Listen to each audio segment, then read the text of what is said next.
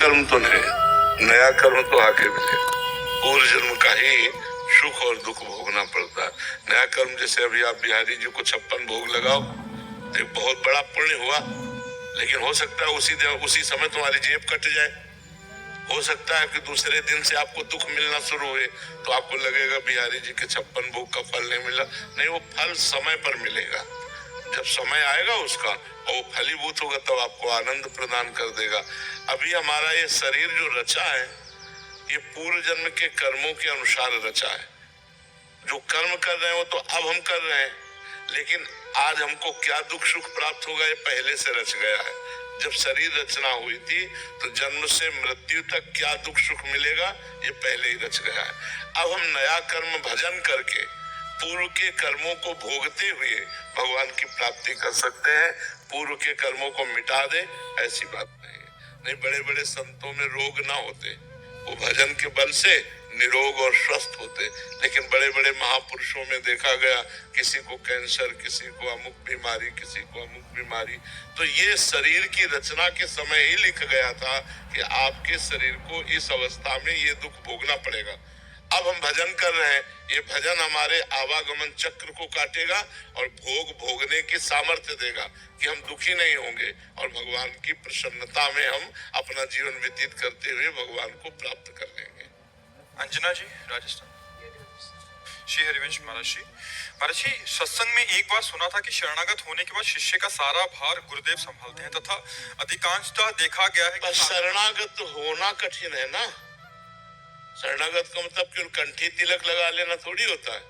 शरणागत का मतलब होता है मन से, वचन से, कर्म से गुरुदेव की आज्ञा पर तत्पर है। ये मन आपका है, ये वाणी आपकी है, मैं आपका हूँ।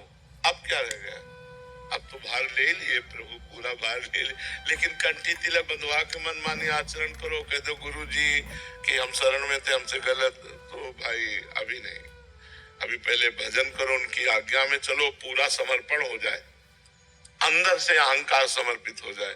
बस यही तो खेल था। अहंकार ही तो बंधन का कारण था। वो समर्पित हो गया भगवान को या गुरुदेव को तो आप परम पद के अधिकारी हो गए।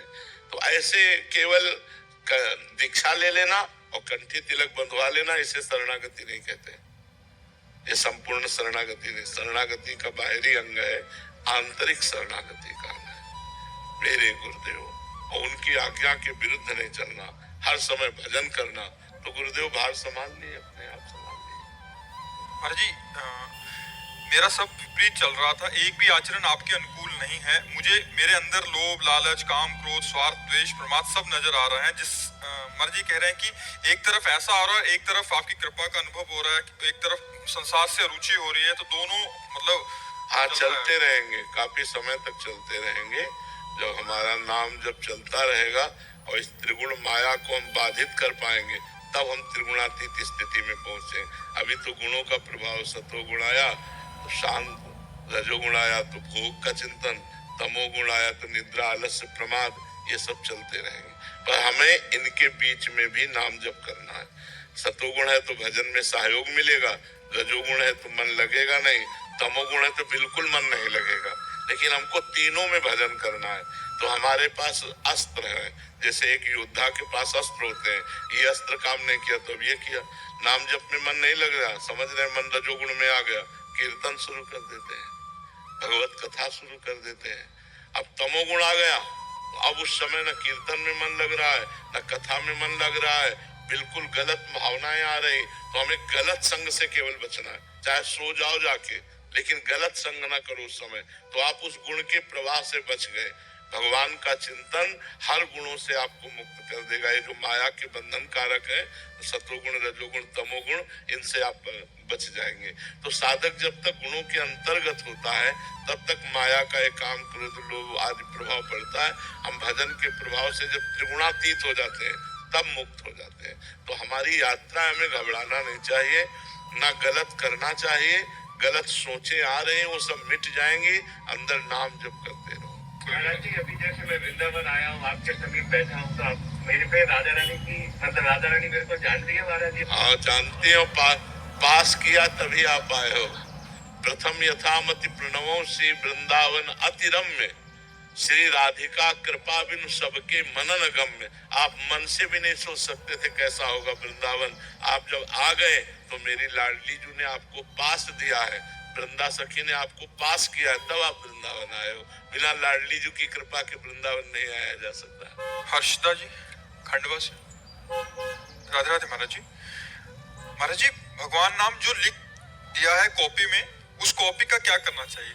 गंगा जी या यमुना जी में किनारे जाकर के जल के पास खोद कर समाधिस्थ कर देना चाहिए। गंगा जी या यमुना जी के जल के ऐसे करके नीचे समाधिस्थ कर दिया। पहले मैंने नाम लिख दिया था, पर आपको सुनने के बाद हाँ, उसको गंगा जल या यमुना जल में समाधि दे देनी चाहिए। प्रज्ञा जी। नाम श्रावण। राधे राधे महाराज जी। महाराज जी कह रहे हैं कि पहले पंचाक्षरी मंत्र का उच्चारण कर लेती थी, बट जब से ज्ञात हुआ कि मंत्रोच्चारण मतलब पवित्र अवस्था में ही करना चाहिए, तो महाराज जी हर समय और गुरु प्रदत्त होना चाहिए, मनमानी नहीं होना चाहिए। मनमानी नाम जब सोचते हैं, लेकिन जो मंत्र है वो गुरु प्रदत्त होना चाहिए। जब सदगुरु के श्रीमुख से सुने और फिर उसे अंदर ही अंदर जपे तो वो प्रभाव डालता है। महाराज जी आप कह रहे हैं कि हर समय शिव जी का क्या नाम उच्चारण कर सकते? शाम सदाशिव, शाम सदाशिव। दीपक शर्मा जी। महाराज जी, जब हम ईमानदारी से अपने कर्तव्य निभा रहे हों, फिर भी यदि हमें अपनों को वो ना दे पा रहे हों जो सबसे ज्यादा वो चाहते हों, तो हमें क्या करना चाहिए? क्या मेरी विफलता है ये कि मैं उनको जो वो चाह रहे हैं उसमें अपने कर्तव्य पर प्रधानता देने पर? सिटी मॉल ऐप से ग्रोसरी शॉपिंग के 3 रीजन। ग्रोसरी का सारा सामान होलसेल प्राइसेस में। देने पर यदि हम परिवार को पूर्ण सुख नहीं दे पा रहे हैं तो हमें कर्तव्य की ही प्रधानता रखनी चाहिए, कर्तव्य नहीं छोड़ना चाहिए। जैसे हमारे राष्ट्र सैनिक महीना भर के लिए छुट्टी में आए, 6 महीना 1 साल नहीं आ पा रहे हैं, बॉर्डर पे लगे हुए हैं, और उनके बच्चे, उनकी पत्नी, उनका परिवार कितना विकल होता है। थोड़ी देर के लिए सोचो, जब कोई आर्मी का जवान अपने छुट्टी पूरी करके निकल रहा हो और उसका छोटा बच्चा अंगुली पकड़ के कह रहा हो कि पापा आप कब आओगे, तो ये वादा नहीं कर सकता आएंगे कि नहीं आएंगे। ये वो वादा नहीं कर सकता कि मैं आऊंगा कि नहीं आऊंगा। हृदय भर आता है कि पता नहीं जाते ही गोली खाना पड़े, क्योंकि राष्ट्र सेवा है, प्राण कब छूट जाए। तो मुझे लगता है कि प्रधानता अपने कर्तव्य की रखनी चाहिए, तो लोक परलोक सब बन जाएगा। कर्तव्य छोड़ दिया तब तो फिर मोह से ग्रसित हो गए हम। कर्तव्य का पालन